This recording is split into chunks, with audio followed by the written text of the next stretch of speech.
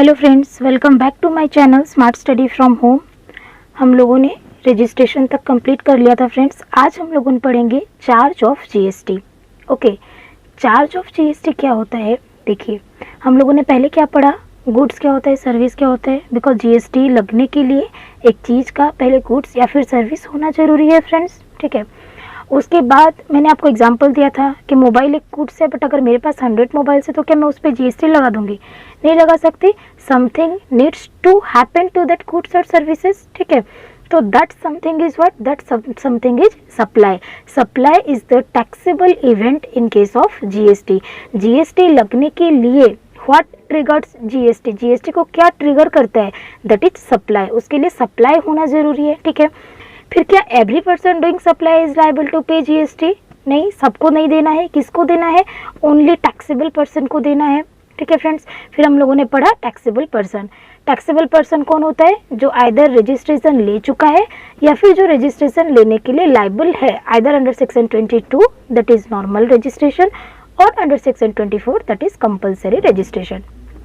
ठीक है, फिर रजिस्ट्रेशन किसको लेना होता है, ठीक है, कैसे कैंसिल होता है, कैसे रिवोक होता है, ये सब हमने कंप्लीट कर लिया था।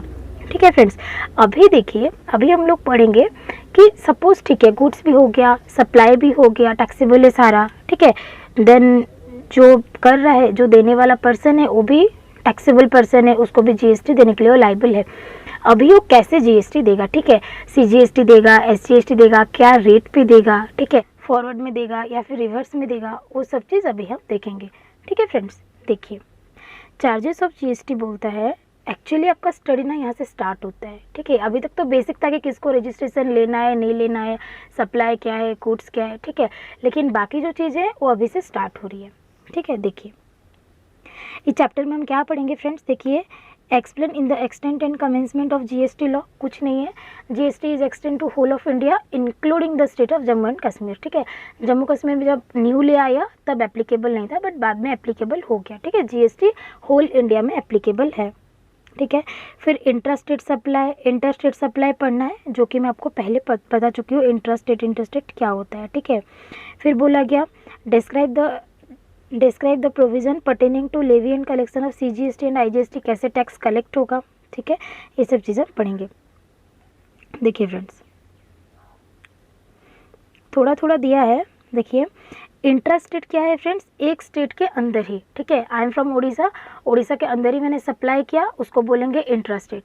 अगर मैंने वेस्ट बंगाल, आंध्रा, दिल्ली अलग अलग स्टेट्स में दिया तो हो जाएगा इंटरस्टेट। ठीक है, एक यूटी से दूसरे यूटी में दिया इंटरस्टेट, एक स्टेट से दूसरे यूटी में दिया इंटरस्टेट। ये मैंने सेकेंड या थर्ड लेक्चर में पढ़ाया था, वो लोग आप लोग रेफर कर सकते हैं। ठीक है, इंटरस्टेट या इंट्रास्टेट। ठीक है, एग्रीगेट टर्नओवर वगैरह ये सब पढ़ा दिया है मैंने। देखिए, extent and commencement of GST law. ठीक है फ्रेंड्स, देखिए, extent and commencement of GST law. देखिए, extend to whole of India including Jammu and Kashmir. ठीक है, होल ऑफ इंडिया में एक्सटेंडेड है including the state of Jammu and Kashmir. India means क्या है? Territory of India as refer to in article 1 of the constitution. ठीक है, India क्या है और मैं आपको ग्राफ में बताती हूँ, आपको समझ में आएगा। देखिए, इंडिया का मतलब क्या होता है? देखिए, देखो, इंडिया मतलब, देखो, ये हमारा इंडिया का बेस लाइन। ठीक है, this is the base line of India. ठीक है, यहाँ से क्या होगा ना, यहाँ से देखो, ये सी है। ठीक है, दिस इज़ द सी।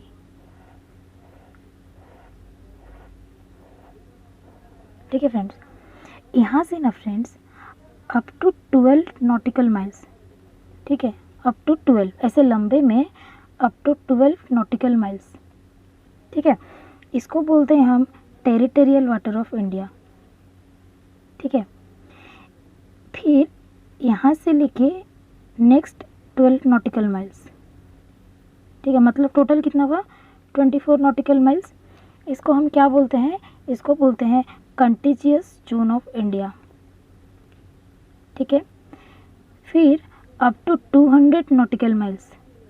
ठीक है, 200 नॉटिकल माइल्स, लेकिन यहाँ से, मतलब यहाँ से 200, बट ये जो एरिया है ना, इसको हम बोलते हैं EEZ, एक्सक्लूसिव इकोनॉमिक जोन। ठीक है, एंड इसके बियॉन्ड में जितना है ना फ्रेंड्स, इसको हम लोग बोलते हैं हाई सी। ठीक है, हाई सी जो है ना, हाई सी पे हर एक कंट्री का इक्वल राइट्स रहता है। ठीक है, हाई सी पे हर एक कंट्री का इक्वल राइट्स रहता है। ठीक है, पूरा इक्वल राइट्स रहता है, कोई भी कंट्री कुछ भी कर सकते हैं। यहाँ तक हमारा कुछ कुछ पावर है। ठीक है, ये पूरा इंडिया है। India includes territorial water of India. ठीक है, मतलब इतना तक का पानी पूरा इंडिया का है। आप जब कस्टम में जाएंगे इसके ऊपर डिटेल में पढ़ना। जब यहाँ पे एक बोट एंटर कर गया ना तो वो इम्पोर्ट हो जाता है, यहाँ से निकल गया ना, ये वाटर क्रॉस कर गया, वो एक्सपोर्ट हो जाता है।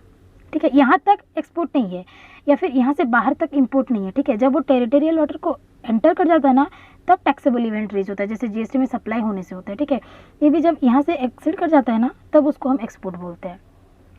ठीक है, तो ये India includes territorial water of India.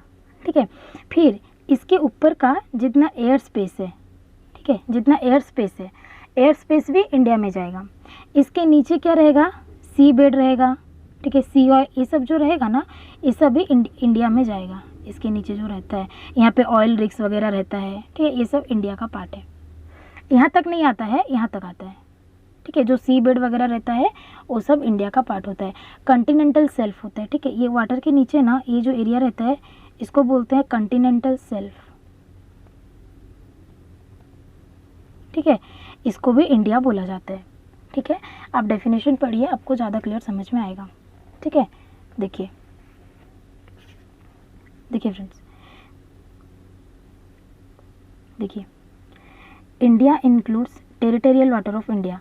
देखो, territory of India, it's territorial water, sea bed and subsoil underlying such water. Water के नीचे जो सी बेड रहेगा, सब ऑयल रहेगा। ठीक है, अंडरलाइंग वाटर के नीचे जो रहता है, continental shelf, exclusive economic zone जो 200 नॉटिकल माइल्स तक है, और any other maritime zone as refer to in the territorial water, continental shelf, EEZ and other maritime zone act. ठीक है, the air space above its territorial water, up to territorial water के ऊपर तक जो air space रहेगा वो भी India का पार्ट है।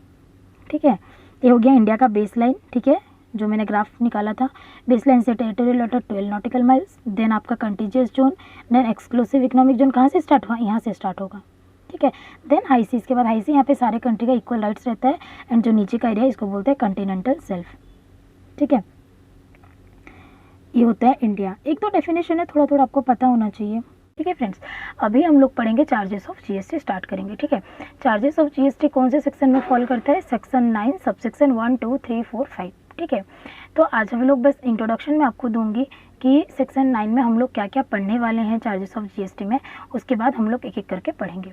ठीक है फ्रेंड्स, देखिए, levy and collection of CGST and IGST, section 9 of the CGST act. CGST act का कौन सा सेक्शन है, सेक्शन 9।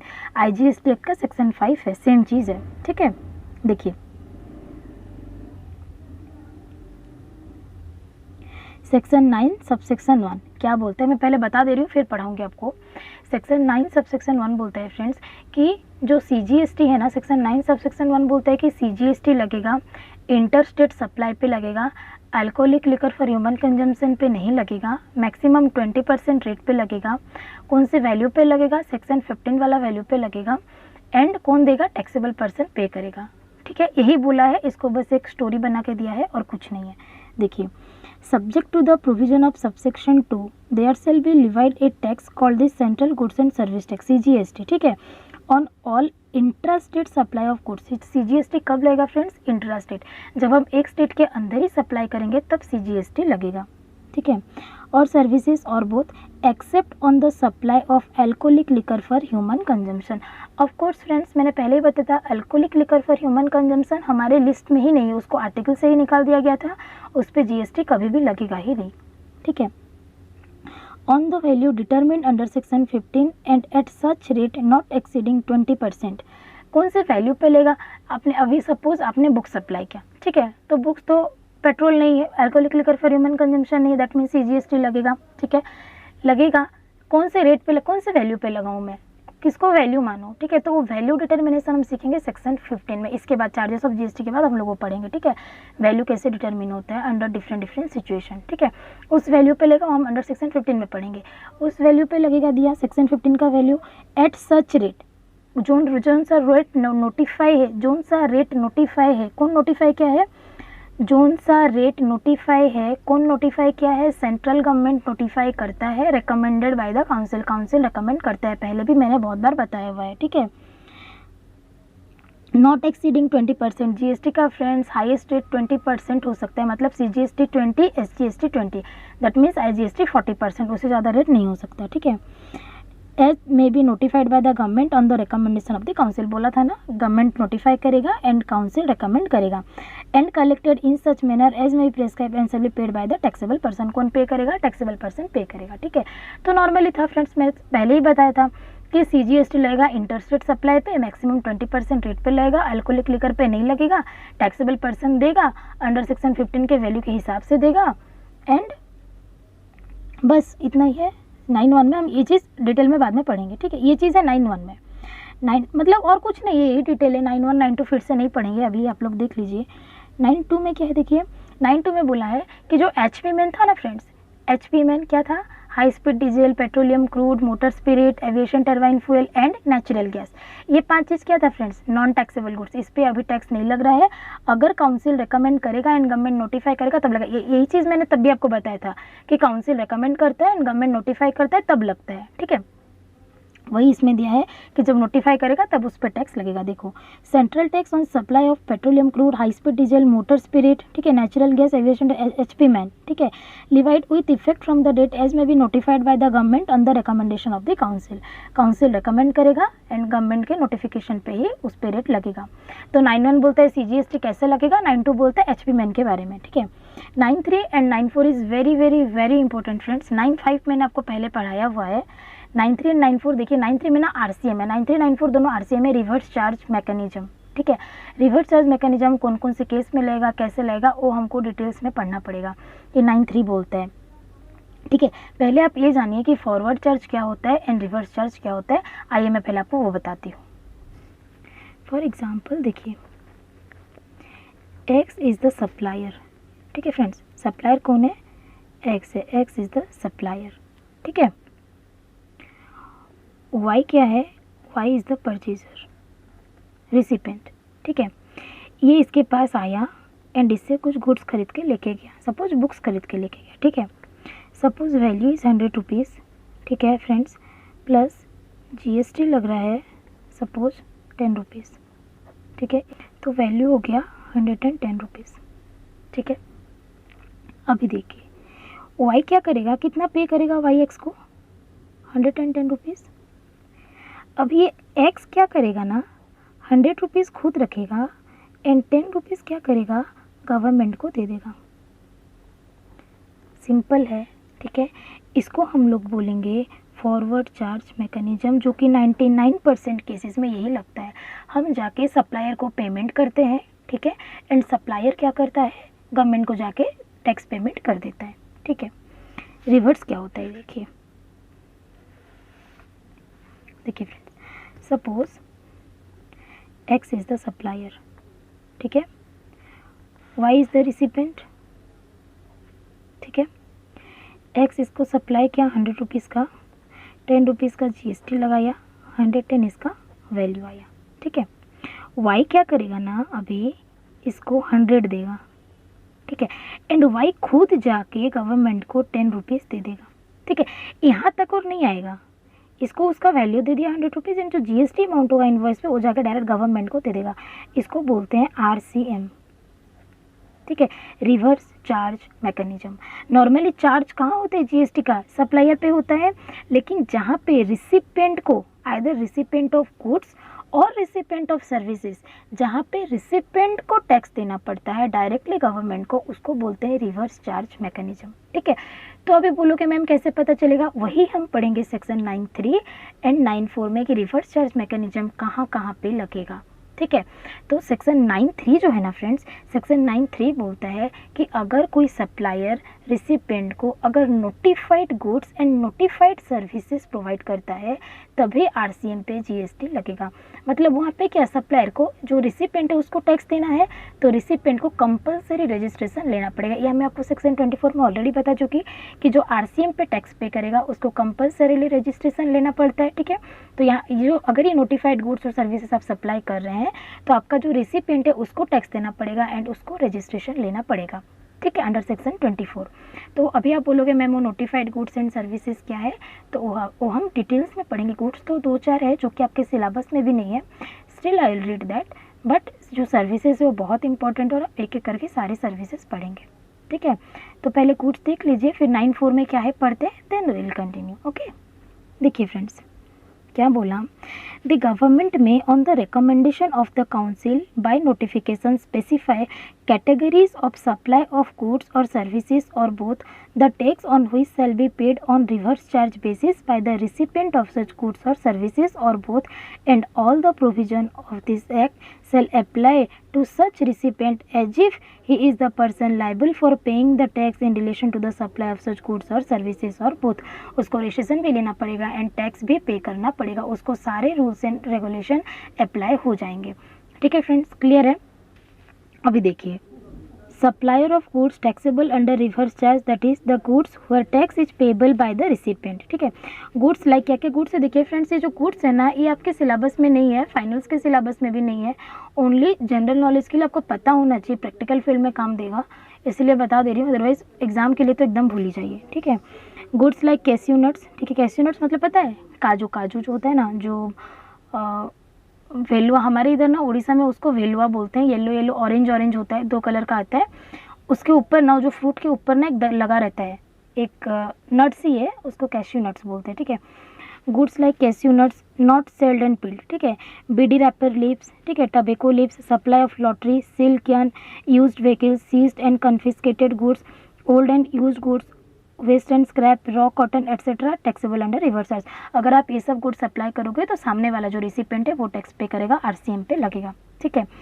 फिर है सप्लाई ऑफ सर्विसेज, तो गुड्स हो गया, ठीक है, कौन सा नोटिफाइड गुड्स है, and some are the notified services, ठीक है। नोटिफाइड सर्विसेज क्या है, supply of service taxable under reverse charge under section 9(3) of the CGST act, the service for tax is payable by the recipient. यहाँ पे ना friends ऐसे 15 या 16 services है जहाँ पे आरसीएम लगेगा, ये हम कल से ना एक एक करके सारे GTA सर्विस है, मतलब बहुत सारे सर्विस है, बहुत डिटेल्स में जाएंगे, एक एक करके पढ़ेंगे। उससे पहले हम लोग आते हैं सेक्शन 9 सबसेक्शन 4 में, ठीक है। 9(3) का ओवरऑल को पता चल गया ना, 9(4) देखिए, देखिए फ्रेंड्स 9(4) बोलता है the IGST integrated tax in respect of supply of taxable goods और सर्विसेज और both by supplier who is not registered, मतलब अगर अनरजिस्टर्ड पर्सन सप्लाई कर रहा है to a registered person shall be paid by such person on reverse charge basis as the recipient and all the provision of the act shall be applied to such recipient as if he is the person liable for paying the tax in relation to the supply of such goods और services और both. Friends अगर एक unregistered person registered person को supply करे तो unregistered है तो GST देगा नहीं, तो क्या करना पड़ेगा, उसके इस पे जो रिसिपिएंट रजिस्टर्ड है ना, रिसिपिएंट को टैक्स पे करना पड़ता है ऑन रिवर्स चार्ज बेसिस, ये 9(4) बोलते हैं। एंड जो 9(5) है ये मैंने आप याद कीजिए, जब कंपलसरी रजिस्ट्रेशन पढ़ाया था सेक्शन 24 का, तब मैंने बताया था 9(5) वाला एग्रीगेटर वाला सर्विस, याद है ना, हेड सर्विस जो आता है, जो बीच का एग्रीगेटर रहता है, ई-कॉम ऑपरेटर, उसको रिवर्स चार्ज में कंपलसरी रजिस्ट्रेशन लेना पड़ता है। तो यहाँ पे वही हेड सर्विस को बोला गया कि उस पर उसको आरसीएम पे टैक्स देना पड़ेगा। फ्रेंड्स जो लोग डायरेक्टली वीडियो देख रहे हैं प्लीज़ प्रीवियस वीडियो में जाइए, मैं सीरियली पढ़ा रही हूँ किसके बाद क्या पढ़ना है, तो अगर आप वो नहीं पढ़ेंगे तो आप इसको कवर अप नहीं कर पाएंगे, ठीक है। तो बेसिकली चार्जेस ऑफ GST में यही है फ्रेंड्स, ठीक है, 9(1), 9(2), 9(3), 9(4), 9(5। मैं एक बार क्विक रिवीजन करा रही हूँ कि हम क्या पढ़ने वाले हैं। 9(1) में क्या पढ़ा फ्रेंड्स, 9(1) में हम लोगों ने पढ़ा कि CGST लगेगा, इंट्रास्टेट सप्लाई पे लगेगा, except alcoholic liquor for human consumption पे लगेगा, on value under section 15 maximum 20% पे लगेगा, notified by government, recommended by the council, paid by the taxable person, ठीक है। 9(2) में हमने क्या पढ़ा, जो HP मैन है नॉन टैक्सेबल है, उसके ऊपर कब से लगेगा rate, to be divide from the date as notified, जब नोटिफाई होगा तब से लगेगा, ठीक है।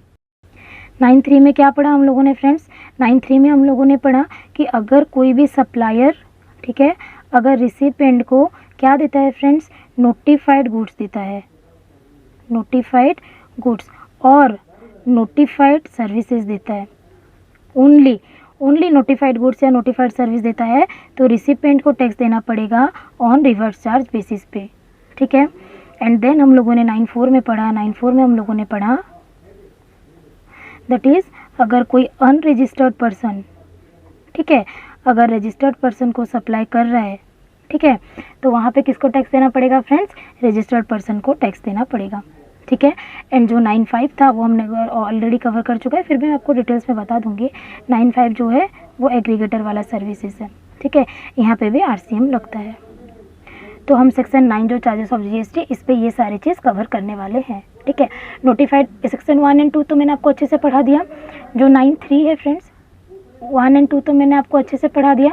जो 9.3 है फ्रेंड्स, उस पर notified goods and notified services, तो गुड्स तो बता दिया, नॉर्मली आपको याद रखने की भी ज़रूरत नहीं है।